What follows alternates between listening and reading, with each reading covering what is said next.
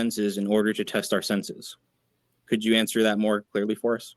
No, I answered that already. I said to you, we need an ability to interpret our senses.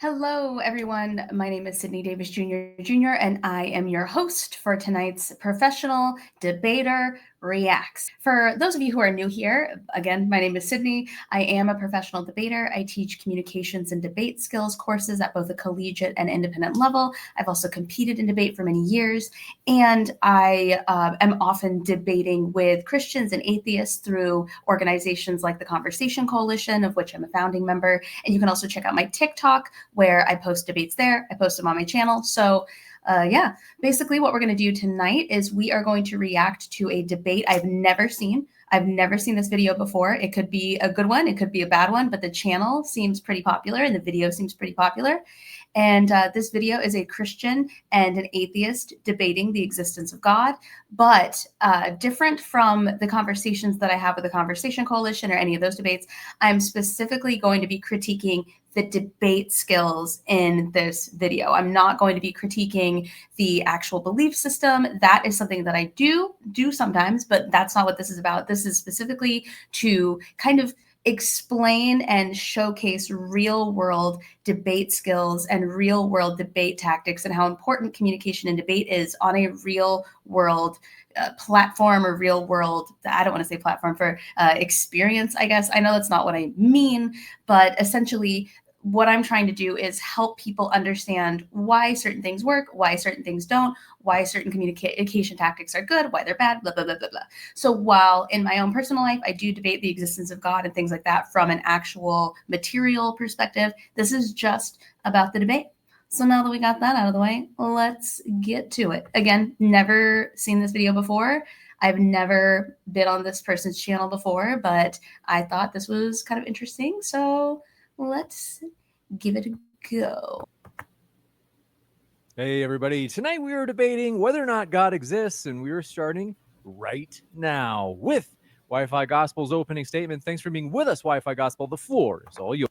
Also, I will link the video that I'm watching, and I'll link the channel underneath. The channel is called Modern Day Debate, just to give credit where credit is due. I'll link all that in the description, so check it out if you want to watch this on your own. Of course. Thank you so much for having me again, James. Really appreciate it. Thank you, Craig, for doing the debate. Should be fun. So tonight I have a pretty short opening. Usually I like to take all the time that is given to me. But I've noticed that sometimes by doing that, I'll make an opening statement that sometimes goes over some people's heads, probably mostly my fault because yeah, anyway. In order to ask the question, does God exist? I hope he didn't mean went over their heads like, oh, I'm so badass, this way it goes over people's heads or something. I don't know. By the way, it says that this is a 2 hour and 35-minute long video. We're not going to watch the whole thing, I don't think. We're assuming that knowledge is possible, right? How so? Well, you're assuming that you know the meaning of those words and that whoever you're asking the question to also knows the meaning of those words, right? Let's go a little bit deeper. It's actually a contradiction to say that knowledge is impossible. Why? Hold on, I gotta go back. I don't think I quite understand. Assuming that knowledge is possible, right? How so? Wait, okay. By doing that, I'll make an opening statement that sometimes goes over some people's heads, probably mostly my fault because, yeah, anyway. In order to ask the question, does God exist? You are assuming that knowledge is possible, right? How so? Okay, so right out of the gate, right? I mean, you saw, I had to rewind and watch this again. Right out of the gate, he's not making a lot of sense. He says, in order to believe in God, you're assuming the fact that I can't even regurgitate what he said and I watched it twice, it's not making a lot of sense at all. What he's doing is, one, coming across a little bit cocky, which is never a good thing to do when you're having a conversational debate with anybody. But he's speaking with this cavalier attitude that says, essentially, if you don't understand what I'm saying, it's a you problem. Like, that's just kind of the vibe that I'm getting from this guy, when in reality, he's just not making sense. So sometimes every time, basically, what people will do in real conversational debates is they will essentially try to use language and flowery speaking and sentence structures that are confusing and that don't make a lot of sense, so that their opponent automatically feels stupid and that their opponent automatically feels like it must be a me problem. I'm not going to ask them to repeat themselves because that'll make me look dumb. In real life, you can't rewind the way that I rewound. So automatically, regardless of what side this guy is on, that's not a good way to start these conversations. If you're actually trying to have a debate that goes somewhere, like a conversational debate that leads somewhere, that is not a good way to start. And you also don't want to tell people what they're doing. For example, you don't want to say, what you're doing when you say this is you're this. When you haven't even talked, he hasn't even talked to his opponent yet, and he's already essentially telling his opponent how his opponent feels without asking him any questions or doing any kind of cross-examination before making these judgment calls. And as you can see, his opponent is actually smirking. His opponent has a smirk on his face, and I think maybe he feels the same way I do, but let's keep going. But it's not looking good already just from the opening. He's opening on a bad foot. Again, regardless of what side he's on, he's not opening in a way that is going to be productive at all for the rest of this conversation. I can already tell. Well, you're assuming that you know the meaning of those words and that whoever you're asking the question to also knows the meaning of those words, right? Let's go a little bit deeper. It's actually a contradiction to say that knowledge is impossible. What does he mean? It's a contradiction to say knowledge is impossible. And like, no shade to this guy, but this sounds like he went on to ChatGPT and got help writing this intro. And it sounds like what, again, he's trying to do is use language and specific sentence structure and words to say a lot without actually saying anything, and to make himself sound a lot more intelligent, as opposed to having an actual conversation, as opposed to having a very realistic, casual conversation, which in my opinion would be a much more successful way to begin a debate or a conversational debate. I'm not saying you need to dumb down your language if you're a really smart person. What I am saying is speak to people like you are equals, like you're both human beings, and use words that you would use in normal conversation. He's doing too much, and it's very obvious, and it's very off-putting. And if I were his opponent, I would have probably kind of not tuned him out, because I want to make sure that I'm responding to what he's saying, but I definitely would not be getting productive vibes from this guy.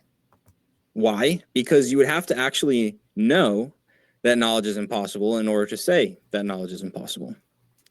Now, if you try to back... Again, what is he talking about? I'm writing this down. Knowledge is impossible. Like, literally, we've already lost what this debate is about. It's literally about, does God exist? And he's like, in order to know knowledge, you need to know knowledge, and you need to know it's possible, but impossible. It's like, whoa, this is not going well. But he thinks it's not going to go well for his opponent. It's not going well for him. Up and say, well, I don't know. I just think or believe that knowledge is impossible. What you've really admitted is that you could be wrong. And if it's possible that you could... See what I mean? He's just talking in circles and circles and circles and circles, and it makes me want to speed his speech up. ...be wrong, then it's possible, then knowledge is possible, right? Even the denial of knowledge presupposes the possibility of knowledge. So the statement, knowledge is possible, is necessarily true. You can't get around that. Oh my God. Sorry, that's crazy. I'll see it. I mean, I want to watch this person's ads to monetize them, but I'll remove that from the stage. What? Like, do you see what I'm saying? Do you see what I'm saying? Like, what is he talking about? The question is, does God exist? And he's like, actually, you don't know anything, because by knowing things, you don't know anything, and you don't know anything. And you're like, what is going on? So I'm going to watch this person's ads, and I'm going to edit them out, of course, but then we'll keep going. And say, well, I don't know. I just think or believe that knowledge is impossible. What you've really admitted is that you could be wrong. And if it's possible that you could be wrong, then it's possible, then knowledge is possible, right? This doesn't make any sense. Like, I'll say it, I've said it before, I'll say it again. And this is why so many debates just flounder and die. I actually think we've really lost the true meaning of what an actual debate is, especially conversational debate. But this isn't debate. This is somebody saying, because I'm pointing while I'm saying these things, that is truth. And even if whatever he's saying is true, we don't know what he's saying. We don't know. We don't understand what he's saying. Like, feel free to disagree in the comments, obviously, but I literally have no idea what he's saying. It is 2 minutes in, and I feel like he said nothing. Even the denial of knowledge presupposes the possibility of knowledge. So the statement, knowledge is possible, is necessarily true. You can't get around that. And so he says things like, you can't get around that, as definitive statements. He's trying to basically build the foundation that he's correct. And we see this. I can tell you automatically that this guy probably watches very specific people because of the way that he just makes a statement, and therefore it's true, and therefore you're wrong if you disagree with what he's saying. Very off-putting, doesn't make for a good debate, doesn't make for any kind of valuable experience, doesn't make sense, has nothing to do with the existence of God. So. But here's the issue. This statement is not a problem if God exists. Why not? What are you talking about? If there is a God who has created the universe and humans with the intention for us to know him and know the universe, it follows that he could reveal things to us such that we can know them for certain. And it also... Such that we can know them for certain. That's ChatGPT.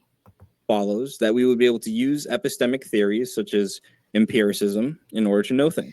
This is another thing that makes me absolutely friggin' bananas, especially when you're talking about religious debate like this, whether or not God exists.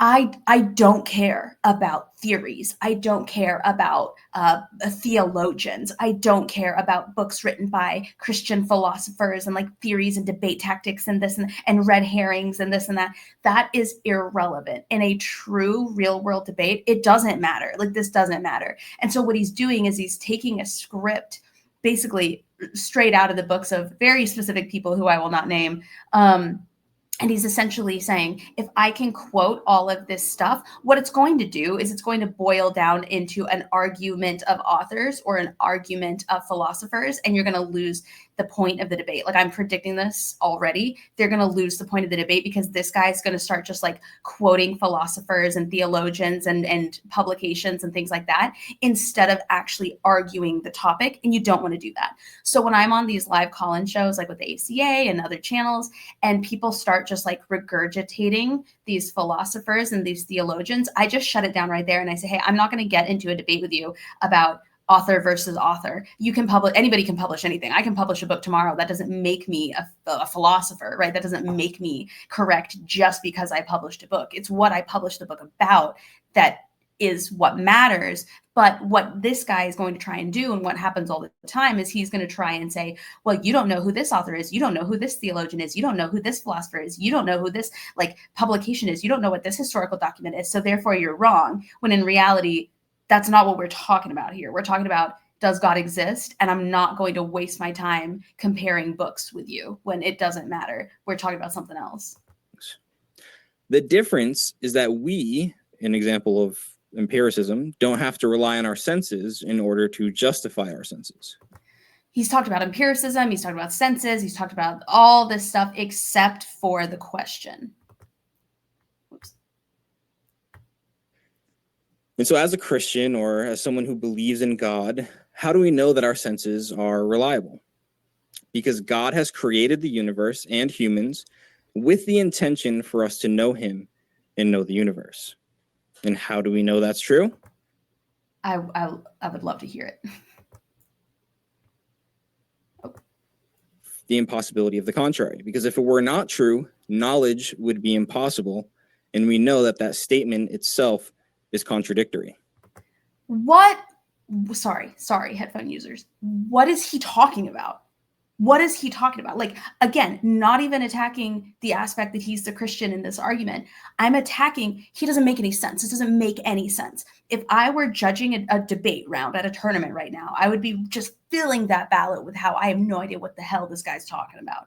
This is crazy. Like, I'm sorry, this is wild. I'm a little bit surprised nobody has stopped him. Like, I don't know. I've never been on this channel before, so I don't know if this moderator gets involved at all. But I'm a little bit surprised nobody stopped him and been like, I'm so sorry. What? I'm interested to see what this Craig person says in response to this. So again, if there is no God, then we cannot use revelation as a way to justify how we know things. Did he like revelations like the book of the Bible, or revelation like I'm having a revelation? Justify our epistemic theories. And thus, again, epistemic theories, just one of those, he's heard this somewhere, either ChatGPT pulled this up or he found it on a channel or something like that. And he thinks that knowing these theories are going to be what like causes him to win, when in reality, again, it's just going to devolve into an argument or a debate of theory versus theory, as opposed to actually the meat of the topic at hand. We are stuck with autonomous epistemology, the view that human reason, experience, and sense perception are the ultimate standard for truth and knowledge. So how does one using autonomous epistemology answer the question, how do you know your senses are reliable? Because in this question, the reason we ask this question is when somebody tries to use empiricism as an epistemic theory, meaning, again, empiricism, epistemic theory, yada, yada, yada. This sounds like ChatGPT. This is not this man's original content. That we can know things based on empirical observations and data. So the only answer that most people have given me is that they observe past answer to what? Answer to what? Instances of their senses being reliable. You ask other people if they experience the same things that you're currently experiencing. In that we have doctors that use machines to test our senses. The problem is, in order to observe any of the... We have doctors who use machines to test our senses. Those tests or measures, you would have to actually use your senses, the very thing in question. Think about it. The first one, observing your past instances of your senses being reliable. In any way of do that, you're relying on your memory, you're relying on your past use of your senses, right? Your senses could have not been reliable. How do you know that? If you're asking other people, the way that you get their experience, whether they write it down, whether they speak it to you audibly, you have to use your senses in order to take that information in. And then the same thing again with doctors that use machines. In order to read these machines, in order to get this information from the doctors, you have to use your senses, the very thing you're trying to prove reliable in empiricism. And that's why we call it circular reasoning. The justification assumes the thing it's trying to justify. Oh my God. Do you see what I mean? Do you see what I mean? Like, oh, that's why, like, empiricism and circular reasoning and this and that. He's lily pad leaping from theory to theory to theory to theory to theory to theory to theory instead of addressing the question. I'm not asking you about doctors and machines and illness. I'm not asking you about any of that. I'm asking you, does God exist? And so far, I've heard nothing. I'm guessing the only thing I could think of is that at some point, the response or the point of all this is going to be his senses tell him that God is real, and his senses are also right about a lot of other things. Therefore, he trusts his senses. I think. Justify. You can't do that. It's a logical fallacy. Oh my God. So I'll just end it with this. Very simple. Either God exists or God does not exist, right? It's a true dichotomy. It can only be A or B. Not A or not A. And it is not true that God does not exist. How do we know this? We go back to our examples. In autonomous epistemology, I use empirical. There was no example. He's like, how do we prove that God exists? Let's go back to our example. What examples? What examples? What examples? Look, he's going to say empiricism. He's going to say autonomous epistemology. He's going to say logical fallacy, blah, blah, blah. He's going to circle the drain. And then he's going to sit back like, And then when this guy comes back, hopefully, and is like, buddy, you said a lot without saying anything. This Wi-Fi gospel guy, his argument is going to be, oh, so you didn't address anything about epistemology and like he's just going to like argue like point versus point as opposed to content and substance. God, I don't know how they sat here for 2 hours and 30 minutes. Empiricism is a quick example. Give me any example. And if you have to use yourself to justify yourself, it's circular reasoning. So it is not true that God does not exist. And we get an inference from that because it's called the double negation elimination inference rule, a valid. There he goes. What did he say? Double negation inference. See what I mean? He's not actually proving anything correct about the existence of God. He's saying, if you say this, you're committing this fallacy. And if you say that, you're committing that fallacy. And if you're committing, it's a waste of everybody's time. Inference rule in logic and classical logic. We infer from that, therefore, God exists. And that's my opening. Thank you. Thank you very much for that opening. And folks, if it's your first time here at Modern Day Debate, I'm your host, Dr. James Coons. We are a fully neutral debate channel hosting debates on science, religion, and politics. Thank you very much, gentlemen. Craig, the floor is all yours as well for your opening. I'll be interested to see. Well, thank you very much for having me on, James. Yeah, I am very excited for going back to DebateCon 6, even more excited now that I'm debating Witsit. That's going to be spicy. So is God real? Here's the thing. I could stand here right now and tell you the flying spaghetti monster created the universe in 5 days whilst hammered on rum, and that pirates are his chosen people. And guess what? That statement has exactly as much evidence as your God claim, which is none. Nada. Ooh. Zilch. Ooh. You don't get to assert an invisible sky wizard popped reality into existence and then sat back with a smug grin. If that's valid, then so is my drunk celestial pasta chef. Science doesn't work that way. Reality doesn't care about your feelings. We need evidence first, belief after. Yep. Religion does the opposite. Belief first, excuses after. That's not truth. That is some kind of self-deception. Although my opponent didn't bring up this argument, one of the biggest arguments I hear about God being real is intelligent design. And it always kind of bugs me because if there was a God, then yeah, they would give intelligent design. That means the human body is a bit of a problem because the human body is really badly designed. Breathing and eating using the same tubes. That's why we choke to death on sandwiches. Octopuses don't choke. We're supposed to be the pinnacle of creation, but we're dying because soup went down the wrong hole. Our eyes blind spot. Our retinas seem to be wired backwards. The cables are in front of the sensors. So I really like what this guy's doing. What he's doing is he's being funny and personable, but he's also giving very clear examples of what he thinks means there's not a God. He's answering the question. He's giving humorous but realistic examples of exactly what tells him in the words that he needs to hear and what he needs to know that a God is not real and there is no such thing as intelligent design based on how unintelligently designed we are. This is an opening speech. And I'm, again, not even siding with him because he's the atheist. I disagree with a lot of atheists, and I think a lot of atheists are bad debaters. But what he's doing is he's not allowing his opponent's opening statement to really bog down the conversation. He's going to make his points, and then I bet he's going to loop back around and mention some things that his opponent mentioned, because there's really not a lot to address there, because not a lot was said. Like, a ton was said, but not a lot was said, if you know what I mean. So I bet he's going to take his time to lay out his argumentation and his actual, literal, physical evidence in his mind that God does not exist, and then he's going to loop back around and maybe pick out a couple of things just to make sure that he addresses what his opponent said. Squids and octopuses don't have it like that. So apparently the all-knowing creator gave the seafood HD version and handed us a budget model. The nerve voice detour, the nerve that runs from your brain to your larynx, instead of going straight down, it loops all the way into your chest and back up. It's like meters long and pointless. That's not some kind of divine planning. It's what happens when evolution just keeps stretching. Wisdom teeth, half the time they don't fit in your mouth. Surgery, pain, expense. The spine's supposed to carry your weight, but it's bent fishing rod, actually set up for walking on all fours. That's why chiropractors drive nicer cars than most preachers. Knees, as I can attest, a simple hinge joint supposed to support my entire body weight. No, one awkward step and boom, ACL gone. Say goodbye to walking properly for a year, or in my case, forever.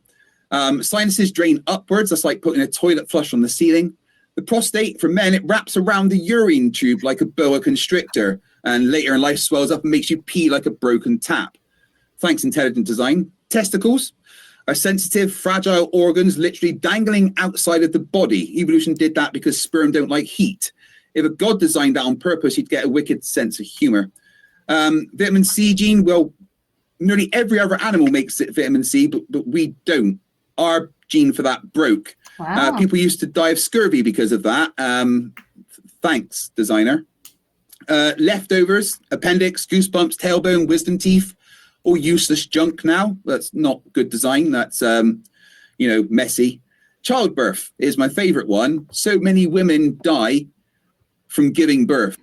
I do enjoy watching this moderator's response to what people are saying. It is pretty entertaining. Like the back in before modern medicine, the chance of survival on childbirth was like 20%, It's not intelligent design, it's duct tape and guesswork. So, if the God was real and intelligently designed a human being, it didn't do a very good job. So either God didn't intelligently design us, or is really, really bad at his job. And the main problem for me is that if your God actually wants everyone to know that he exists, why is he so bloody shy? He supposedly made the whole universe, galaxies, supernovas, black holes, but he can't even etch, "Hello, humans, I'm God," into the moon. That would be a slam dunk, clear, obvious. We wouldn't have to have this debate. But instead, what do we get? We get ancient books full of talking snakes, genocides, and rules about mixed fabrics. The evidence for your God is identical to the evidence for the flying spaghetti monster, who, I remind you, cranked the universe in 5 days drunk and chose pirates as holy people. Honestly, that's cooler than anything in your book. Science says let's test it, measure it, and then attempt to prove it. Religion says just believe. If you ask questions, then you're the problem. Science gave us antibiotics, rockets to Mars, and the ability to talk across the planet instantly. Religious gave us the Inquisition, witch trials, and televangelists. If there's a God, thing though, he's not wrong. He's answering the question. He's using real life examples, both his physical experiences and ailments, the design of the human body, historical things that have happened in the name of religion. He's being funny and he's being friendly and engaging, but he's also being correct. He's also using real facts and evidence in his argument that weren't presented by the affirmative. I don't know if there's an F and an egg technically, but by a Wi-Fi gospel, right? So what he's doing is really clever on multiple levels. He's getting the audience on his side. He's engaging. He's personable. He's humbling and humanizing himself by giving examples of how his knees are bad, things like that. And then he's also giving examples of unintelligent design. And he's also giving examples of things that have happened negatively in the name of God and why a God would want these things to happen instead of just proving he exists. So he's doing a great job. And he's making us do that, then, it makes no sense and gives me evidence that there not being a God, certainly not one that is good. So is God real? Well, then show me the evidence, not just your feelings, not an old book, not your "you can't disprove it" nonsense.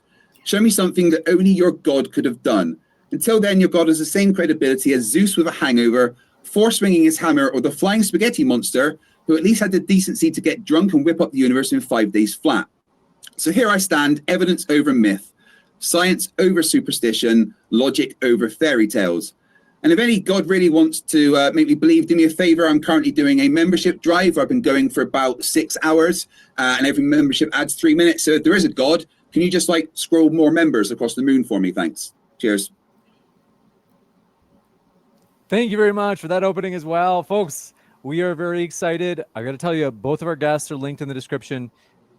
Just so you know, not only that, but as I mentioned, Wits It Gets It and Fight the Flat Earth Collide. This was just confirmed today. It'll be at DebateCon 6. That tickets link is in the description box and pinned at the top of the chat here at Modern Day Debate. With that, gentlemen, we're ready to rumble for the open dialogue. Although I gotta say, do me a favor, or remember, just to be sure that they can hear both of you. Oh, wait, I did want to ask you guys, in terms of the Q&A, I mean, do you want this to be a hardcore match, or are you kind of like, hey, can we keep it like civil? Let me know. James, I don't care if people insult me. Do you think I come to Modern Day Debate and expect people to like me? I'm aware what the audience here think of me. Listen, I'm here for the hate. This is my first impression of this guy, and he's fantastic. And again, I'm not saying this because he's an atheist. He's just really funny and personable and likable, but also a good debater. I'm probably going to ask him if he wants to come on my channel. I wouldn't be surprised if he's too big of a creator to be on my channel, but I'll ask him. I'll figure out. He said they're linked in the description. I'll find out how to contact this guy. Because, man, this is just a delight to watch. And do you see what I mean? It's not a delight to watch because he's an atheist. It's a delight to watch because of his personality coming through, because of his communication style, because of his fearlessness, because of all the things that make somebody a really successful debater.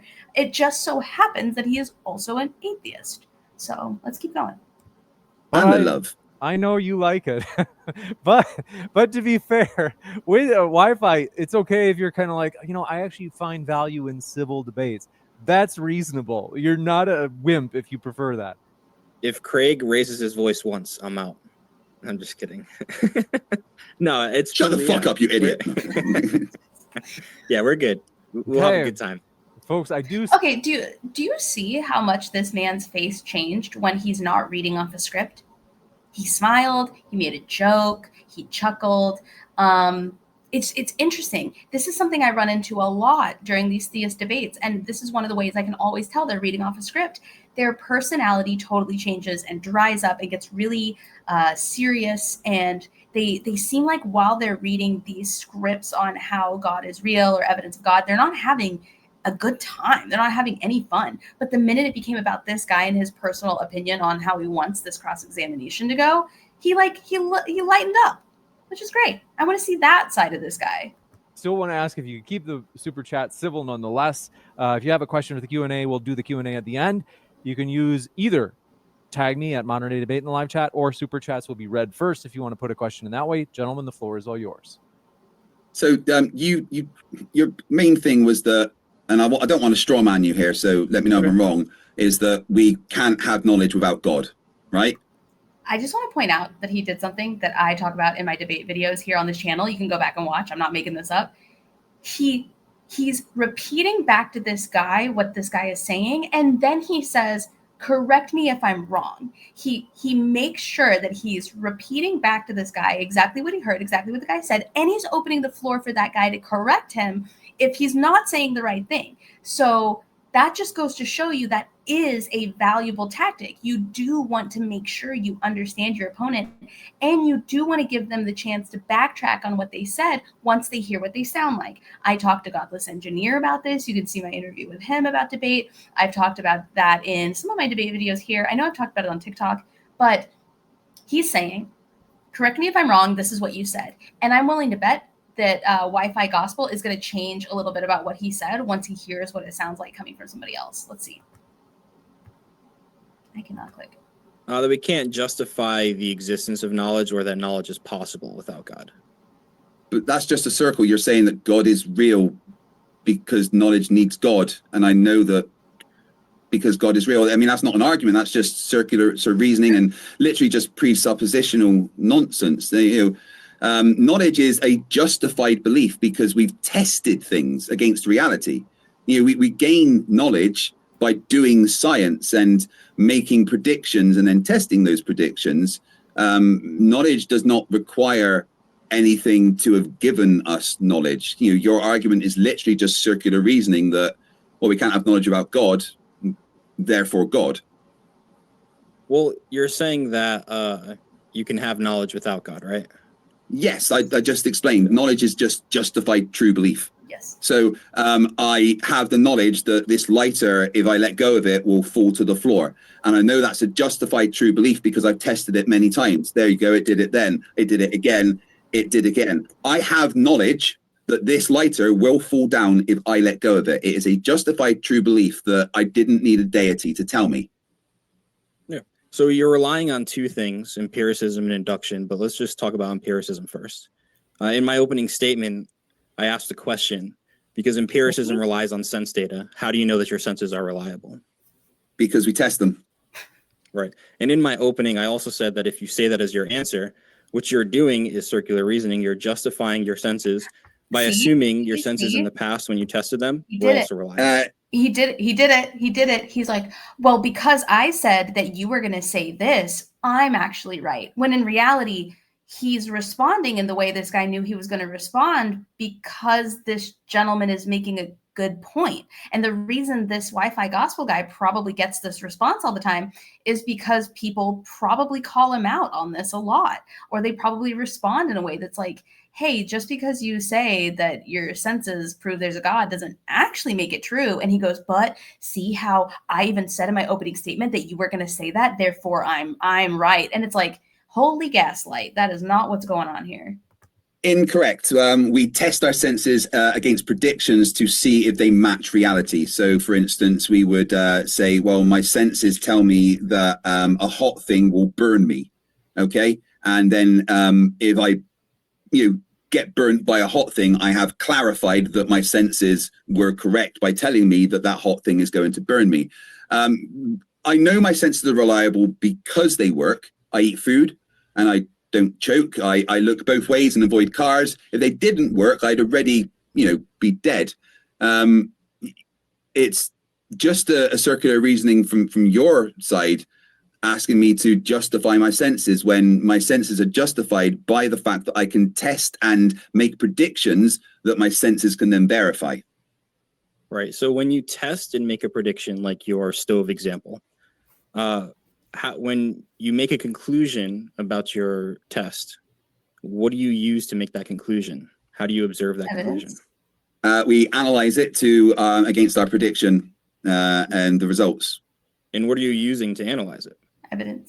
Whatever tool that we used. I would use my eyes to look at something. I know my eyes work because I drive a car and I don't crash into things every day. In fact, I know my eyes work because we use science to make these glasses to make sure that my eyes can work correctly, so that photons can enter my eyes. The photon receptors at the back of my retinas can convert that to electrical signals to my brain to allow me to see. I know objectively that is a thing that happens because I am looking at my hand right now and I want to touch it and it happened.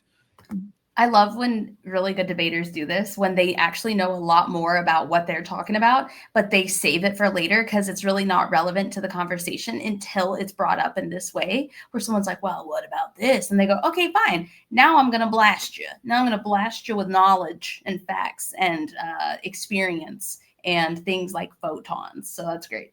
There's nothing presuppositional about. It's also evidence that you don't need to come right out of the gate swinging. You just need to talk about the relevant aspect of the answer to the question. You just need to answer whatever the question is, or make the point you're trying to make. And then if it boils down to kind of a nitpicky argument like this, that's when you come out just guns blazing. Right. So you don't need to just blast everybody with your energy right out of the gate. You can save that for later, and that doesn't make you wrong. You can save that for later, and it might actually be a little bit more powerful because you're proving a point and you're bringing out stuff that you never said before and they didn't know you had kind of in your back pocket, and it can actually work really well in your favor. So if you're ever in a conversational debate or a competitive debate or a YouTube debate or whatever, just remember, you don't have to come out just blah, blah, blah, just littering the board with all your points. You can just stick to the facts. You can stick to whatever is relevant and then blast us with additional stuff. About that, there's no circular reasoning about that. I can test it against reality. I can make a prediction and see if my senses are able to do that. So, your argument of my senses aren't really reliable because I have to trust my senses for my senses is missing the point that we can test our senses against reality. Do you I don't want to talk past each other and I don't want to ask the same question over and over again. So I'm trying to get it from a different angle. Would you need reliable senses in order to test your senses? We need a reliable way to interpret our senses, which is what we have developed over times. I will say this. this gentleman, this Craig gentleman, is actually being very respectful to this guy's questions. And I like that. And again, not because he's the atheist, just because that's a sign of a good debater. When somebody can ask you a question, you heard me, I went, what? Oh my God. When somebody can ask you a question like that, and he kind of blinked to make sure he understood what he was hearing.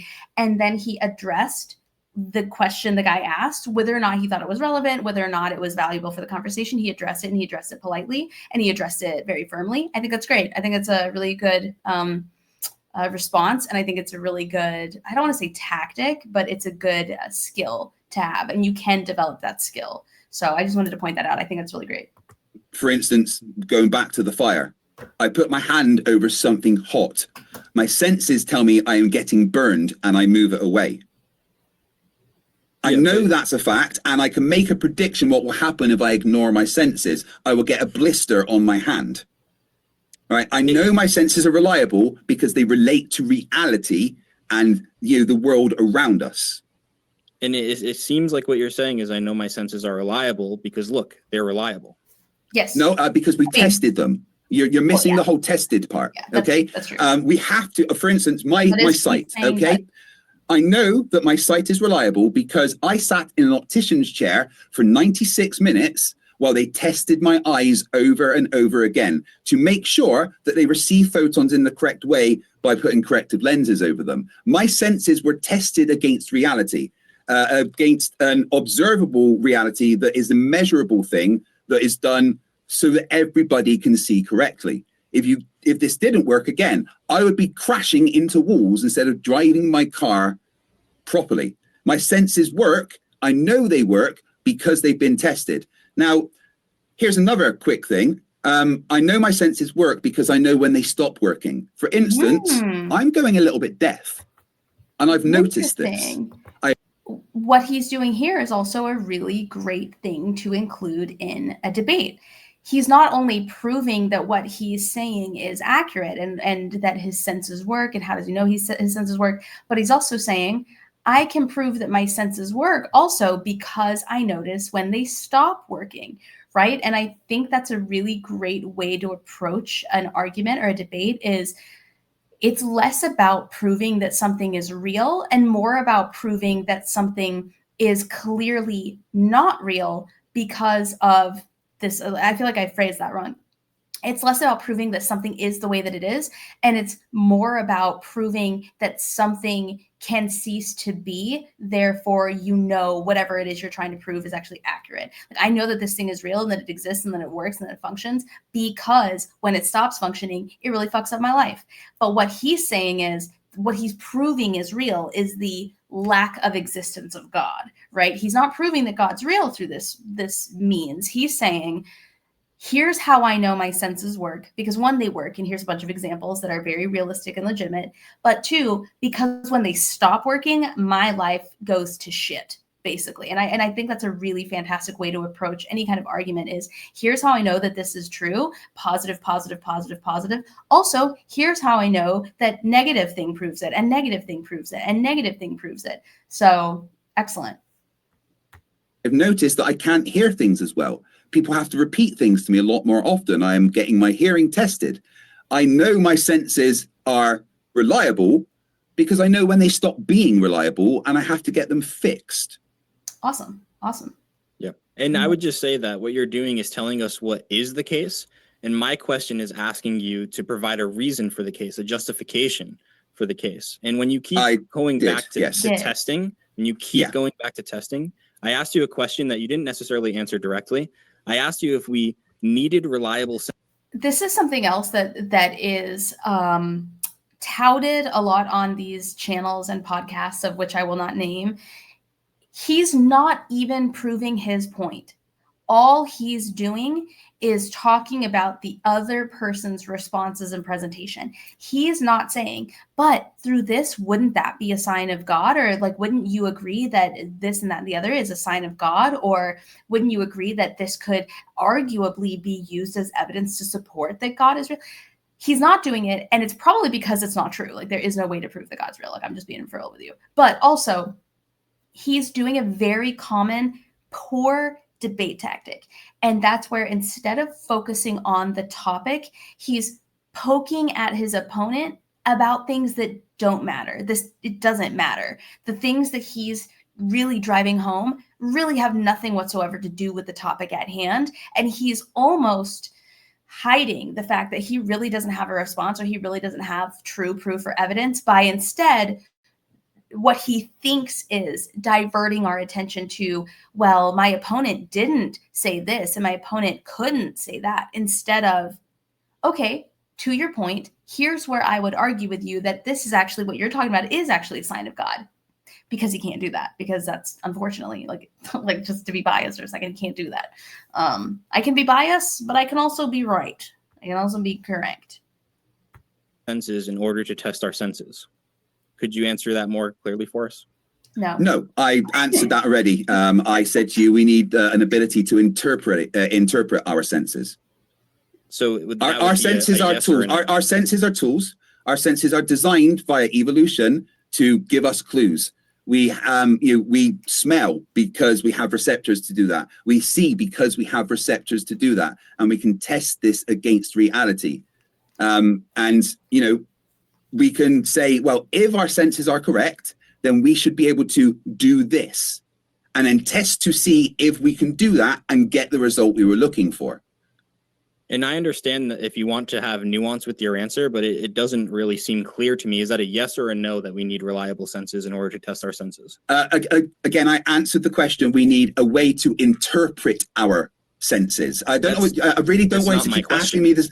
Oh, it is. It's a direct answer to your question. We need a way to interpret our senses to be able to determine if they are reliable. Okay. And also notice he keeps saying, that's not an answer to my question. That's not answering my question. That's not, instead of addressing what his opponent is saying. He got his time, his opponent responded, and he's responding by going, well, this nitpick and that nitpick and this nitpick and that nitpick, instead of, I hear what you said. He didn't do what Craig did. He didn't say, so let me make sure I'm summarizing what you're saying. And if I'm incorrect, I don't want to put words in your mouth. Here's what I heard from you. Is that correct? Okay, here's my response to that. Instead, he's saying, see, I predicted this logical fallacy and you're not answering my question, even though he is answering the question. This person thinks that all he has to do is say that something's not true, and that makes it not true. He's saying, all I have to do is tell you, I predicted you were going to say that. And if you say this, that I'm predicting you're going to say, you're lying or you're incorrect or you don't know what you're talking about. None of this is valuable. None of this is helpful. None of this is good debate. This is all just a bunch of baloney. This is just a bunch of baloney. It's, but unfortunately, it is a very, very common debate tactic, which is what I refer to when I say I feel like we've really lost what it means to truly debate. And we see it all the time, and it's useless. Like, I'm to be just completely and totally fair. Like, I'm not trying to dunk on this guy or anything. It's a useless tactic. What he needs to do is he needs to take actual debate courses or something. He needs to somehow get better public speaking and communication training in order to really amp up his debate skills, because right now I was able to predict from the very beginning what he was going to do, and so far we're an hour in almost, and that's what he was doing. So, and meanwhile, his opponent clarified to make sure he understood what he was saying, addressed the points that he's asking about, even though what he's asking about has nothing to do with the topic at hand. He's still being respectful and answering his points. He's presenting his own arguments, which so far really haven't been addressed at all. He hasn't talked, Wi-Fi Gospel hasn't talked at all about what Craig had to say in his own opening statements, and now he's just nitpicking the way that Craig is answering him, even though Craig is answering him. He's answering him as being respectful. He's answering him very well. So that's what I'm talking about when I'm saying we lost what debate really means. Craig is a debater. Wi-Fi Gospel is not a debater. He's an arguer, and he listens to and watches a lot of creators that I would not recommend listening to and watching, because they are actually very bad debaters, especially these manosphere podcasts, these manosphere videos. If you actually watch, they're very bad debaters. And the only people who ever title their videos like destroyed or blah, blah, blah, are usually the people who want you to think they destroyed, whether it's them or their audience, their followers, their fans. And you watch the clip and nobody actually got destroyed. Or sometimes that person actually got destroyed, but they're trying to gaslight you into thinking that they destroyed the other person. So it's unfortunate that that's what this gentleman, Wi-Fi Gospel, thinks is real debate. And Wi-Fi Gospel, if you're watching this, you're welcome to come on my channel all the time, anytime, and we can talk about it. We can talk about debate. We don't have to have a debate. We just talk about it. But it's unfortunate to watch. So the way that we interpret them is by testing them against. I'm going to skip really far ahead because I feel like Wi-Fi Gospel is just going to keep talking about senses and stuff, and I'm just going to skip. No, if your experiment proves your prediction, you would have to use your senses. He's still talking about senses. Assume they're reliable. He's still talking about senses. To let you connect. We are 2 hours into a 2.5 hour debate, and we are still talking about senses. Not conclusions, but the data that you get from the experiment. It's just $70 one way. Oops. Whether it be Craig, Daniel Hakikachu, Richard Carrier, and the odds are quite small. The odds are quite small of the moon appearing roughly the same size as the sun in the sky. But coincidences don't mean God. They're just coincidences. It's simple as that, really. This is next one from Jayub. Says Craig is suffering from circle phobia. Oh, I see. Because you said the argument. I'm not afraid of circles. This one from. I'm afraid of snakes. This one from see self-deprecating humor. Philip Beretta says, Craig, you made a statement that we will never be able to test for God. There is science like string theory that we can't test yet. What if we just need to find the right tech or knowledge to test for God? Well, we would need to be able to make a prediction to be able to test for God. And I'm pretty sure the Bible says things like we can never know the true nature of God. So that's just literally something that we wouldn't be able to test. Something else he's doing, again, not just agreeing with him because he's an atheist. There's a lot of atheists I disagree with. He is using his opponent's own belief system and text against him by quoting it. That's really good. That's really good. That's good, Craig. Good job. This one coming in from Pumpkin says, does Wi-Fi Gospel trust his sense of, here we go, of getting full? Wow. Aww. Now this is a new one. That's you guys, messed up. I'm like, that's messed up. I think they don't do that. Don't say shit like that on the internet. You have to be under the influence because you guys, it's like when you're just like trying to, be like really hard on somebody. I don't know if it makes your side look better. And it is true that Craig's are included on those most economical ticket because they're kind of the main. So I think he's talking about DebateCon 6. I will link this video in the description if DebateCon sounds like something you're interested in going to. I'm not really going to talk. It's like, I don't know anything about it. I'm not going to endorse it on this channel, but I'm going to link this video. So if you're interested, I am recording this on 8/31/2025. So August 31st. Wait, no, August 30th. It's August 31st in Central Time, which is my laptop, what my laptop set in. So if you're interested in that, I'll let you go check that out on your own. I don't want to endorse things that I'm unfamiliar with. But that being said, I'm just going to end there because clearly this was not going anywhere.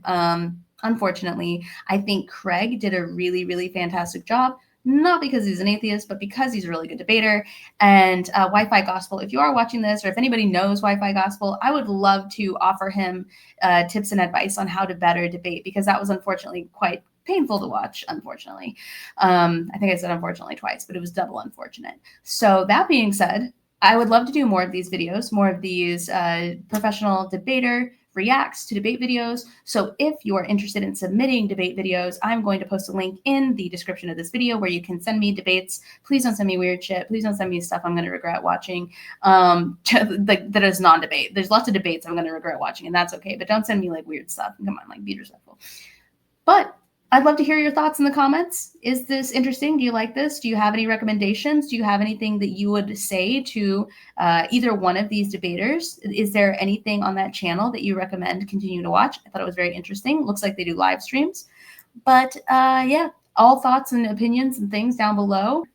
Please check out my podcast, Growing Out Fundy, if these types of theological debates are interesting to you. And with that, That's all I'm gonna do. That's it. Okay, bye.